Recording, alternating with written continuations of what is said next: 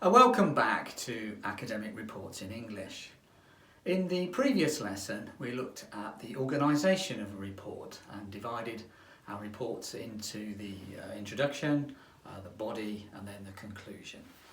In this lesson I'd like to look at the first paragraph of your report, the introduction.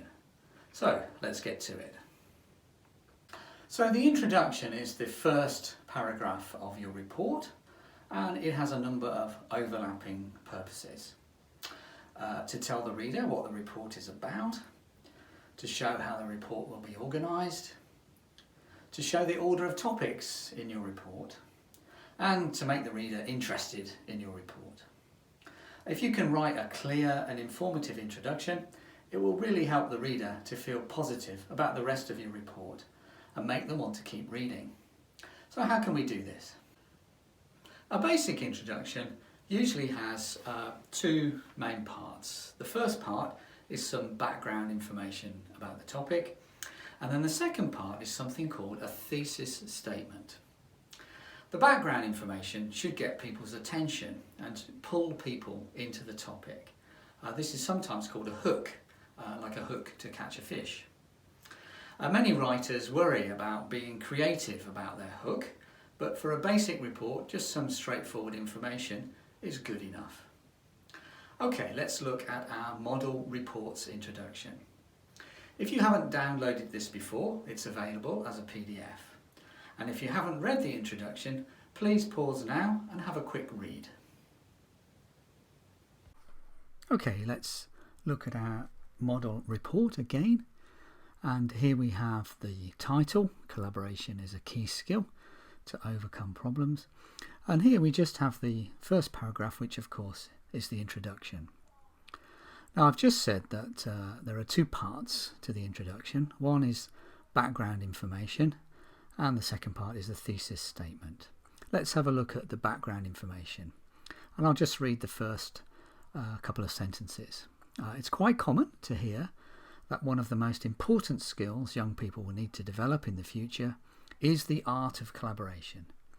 This means working with others to solve the various problems that our world faces, such as climate change, economic inequality and educational dysfunction.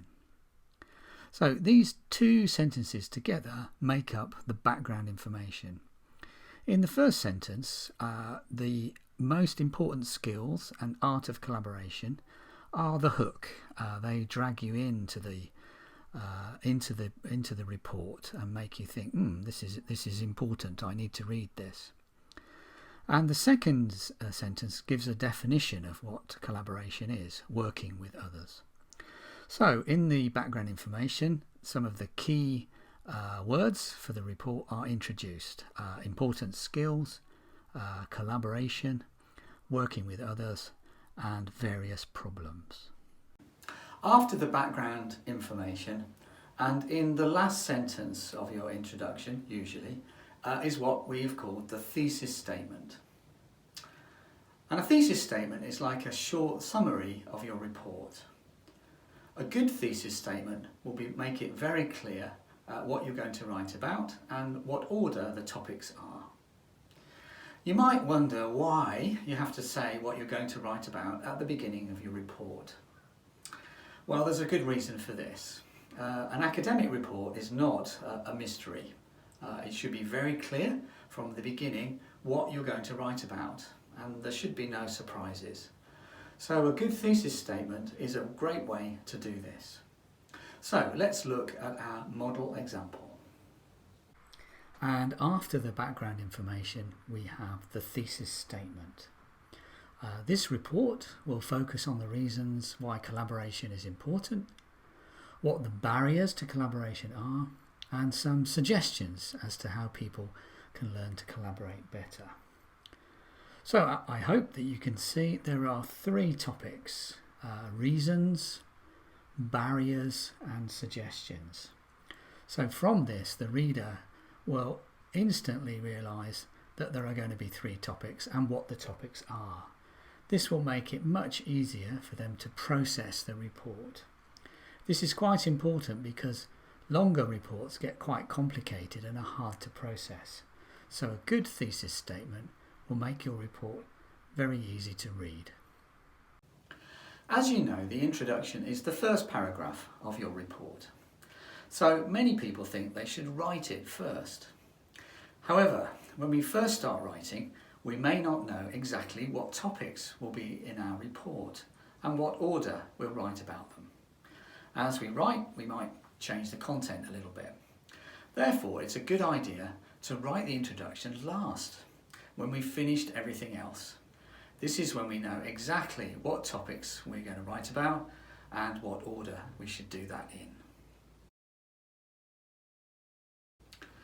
In this lesson, I've talked about writing your introduction. The introduction is really important to help guide the reader through your report. I've discussed how it consists of two things.